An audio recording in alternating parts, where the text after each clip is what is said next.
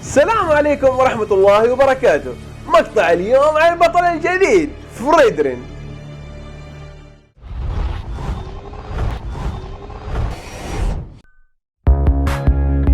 حشرح لك كل اللي تحتاجه وزيادة عشان تحترف فريدرين او عشان تلعب ضد فريدرين. بالنسبة للمهارات حتكون بشكل عام بدون ارقام تفصيلية. الباسيف الاول طاقة الكريستال. كل مرة يتضرر فريدرين جزء كبير من الضرر يتحول إلى طاقة كريستال، نلاحظ لونها باللون الرمادي. تبدأ طاقة الكريستال بالاختفاء تدريجيا في خلال 8 ثواني. باختصار طاقة الكريستال لها فائدتين، الأولى هي زيادة ضرر الألتي، والثانية هي فريدرين يتعالج كل ما سبب ضرر على أي خصم، أي ضرر حتى لو من المهارات أو المعدات. طبعا يروح تأثير العلاج إذا خلصت الطاقة. الباسيف الثاني الكريستالات. كل مرة مهاراتك تصيب الخصم الجنجل أو السلحفاة واللورد حتزداد كريستالة واحدة. نحتاج الكريستالات لتفعيل المهارة الثالثة والرابعة، والكريستالة تدوم لمدة 6 ثواني وما تتخزن للأبد، لكن يرجع العداد ل6 ثواني كل مرة مهارة تصيب الخصم. بالرغم من انه المهارة الثالثة والرابعة تستهلك كريستالات، لكن برضه تعتبر مهارات، ففي حالة اصبنا بها الخصم حتزداد لنا كريستالة. ما تزداد عن طريق المنيون، وتزداد كريستالة واحدة بس حتى لو اصبنا اكثر من هدف. المهارات. المهارة الأولى تضرب أكثر من خصم، وضربتك العادية بعدها تصير أقوى ومدى أبعد، وكمان تضرب أكثر من خصم. تعمل تبطيء، وتتفعل ميزة الضربة العادية حتى لو المهارة ما جات على خصم. المهارة الثانية داش، لكن يوقف إذا صدمت في خصم أو جنجل، والضربة العادية بعدها ترفع الخصم لنص ثانية. الداش يحرك الخصم لمسافة بسيطة وكافي انه يوقف فاني.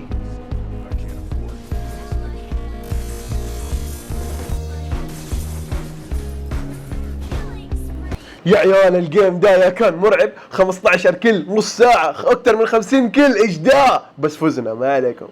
المهارة الثالثة تحتاج كريستالة واحدة للتفعيل، تسبب ضرر في مساحة دائرية، وتاونت. تاونت تجبر الخصم يضربك بالضربات العادية زي مهارة بيلريك وجاتوت. تزيد الدفاع الجسدي والسحري بشكل كبير لمدة 3 ثواني. تنقص كول داون المهارة الأولى والثانية بنسبة 75%، عشان كده أفضل تستعمل المهارتين قبل ما تستعمل المهارة الثالثة.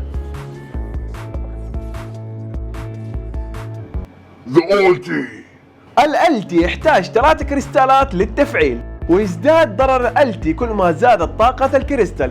أذكركم طاقة الكريستال اللي باللون الرمادي اللي تزيد كل ما جانا ضرر أكثر. الألتي على شكل مثلث، الخصوم اللي في النص حيجيهم ضرر أعلى، مرة أعلى. قوة الألتي الحقيقية في طاقة الكريستال، فشوفوا الفرق قدامكم. بعض الخدع والنصائح اللي ممكن تساعدك. دي البيلد والمعدات اللي استعملها تقدروا تجربوها.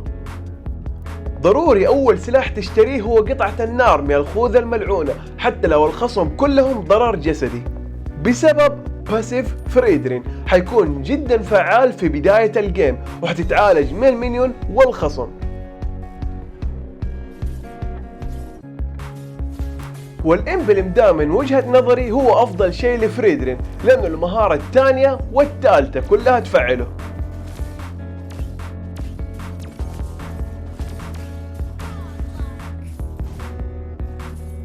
المهارة الثانية تعدي من الجدران. تقدر تستعمل المهارة الأولى والثالثة لتشييك البوش. استعمال مهارتين ورا بعض ضربتك العادية حتاخد تأثير آخر مهارة. مثلا لو استعملنا الثانية بعدين الأولى، الضربة العادية ما حترفع الخصم. ما في كومبو معين لفريدرين، لكن ركز على الاشياء دي، انك تستعمل ضربة عادية بعد استعمال المهارة الاولى او الثانية، واستعمل المهارة الثالثة بعد ما تستعمل المهارة الاولى والثانية عشان يقل كول داون المهارتين، واستعمل الالتي إذا كنت حتموت أو لإنهاء الخصم. إذا حتستعمل الالتي استعمله مباشرة بعد المهارة الثالثة أو الرفع من المهارة الثانية عشان تصعب عليهم الهروب من منطقة أعلى ضرر. تقدر تستعمل الفليكر والمهارة الثانية لمطاردة الخصم أو الهروب. تقدر تستعمل الالتي وبعدين فليكر.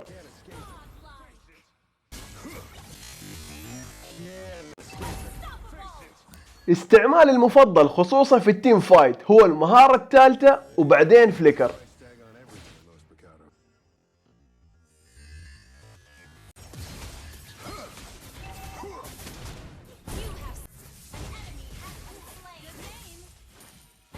من وجهة نظري فريدرين ما يحتاج معدات هجوم لأنه في الليت جيم مع طاقة كريستال كافية تقدر تشيل الرامي وان شات بدون ولا معدة.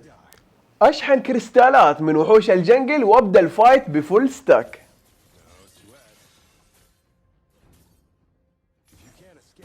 المهارة الثالثة تعتبر التي، فلو سرقت التي فريدرين بفالنتينا فلا تنصدم.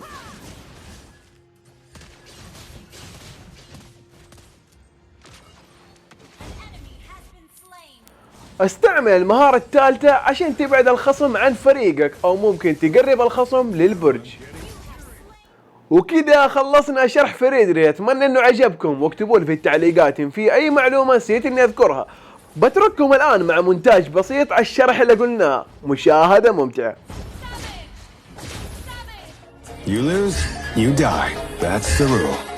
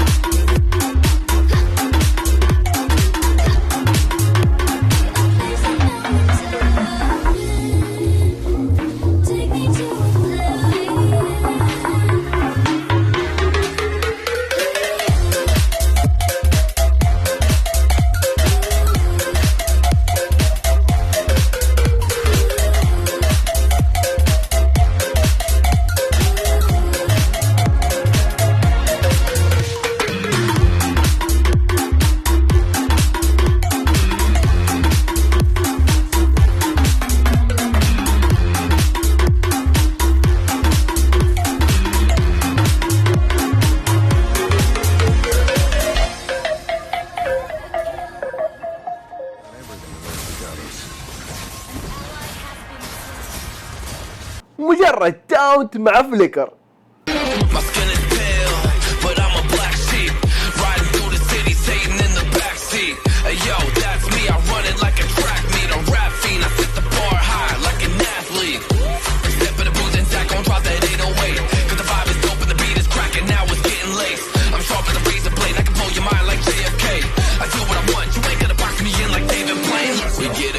Homie, day and night. Got the party jumping, about to break the ice. Stay up on my grind, that's my way of life. I got tunnel vision, I'ma chase that ray of light.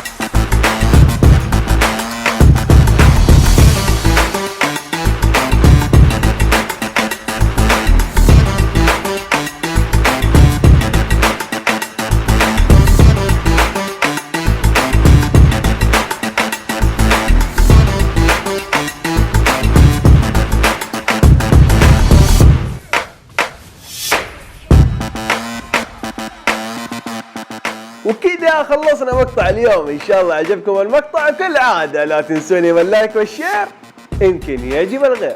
سلام.